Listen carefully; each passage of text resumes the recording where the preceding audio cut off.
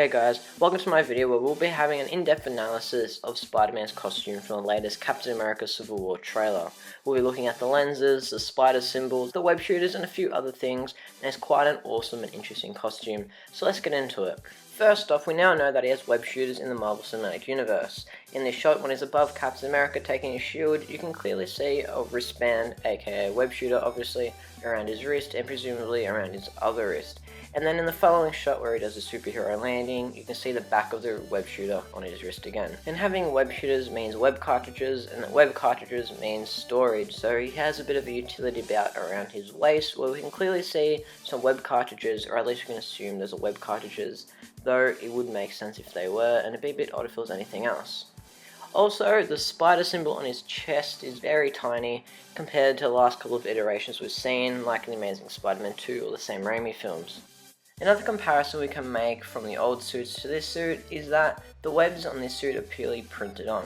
In the Sam Raimi films and the Amazing Spider-Man 2, the webs were protruding from the suit, and in the Amazing Spider-Man 1, the webs are indented into the material, but on this one they're just simply printed on the material.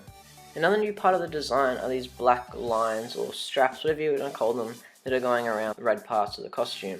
For example, they go over his arm and over his leg, and it's a nice little look. It makes it seem a bit more modern. It sort of suits the MCU, as a lot of characters have things like this on their suit, especially Captain America. And finally, is arguably the most obvious change to the costume are the lenses in the eyes.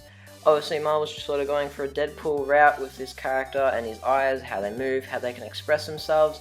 But basically, if you look really closely at them, they're actually lenses like on a camera. And I'm assuming if Peter's trying to look at something in the distance, they'll zoom in like they do in the trailer. Because like I said, it works like a camera sort of, so it's probably going to zoom in when it's trying to look at something from a distance. And also, especially this last shot of Spidey in the trailer, is a lot like Alex Ross's artwork of the character and also Steve Ditko's artwork back in the old day. That is all for this video, and that is my analysis of the brand new Spider-Man costume. Probably won't see much more of him until the movie comes out, or maybe just before with a few pieces of advertising and merchandise. But until there's any more news about Captain America Civil War, don't forget to like, comment and subscribe, and I'll see you next time. Hey everyone.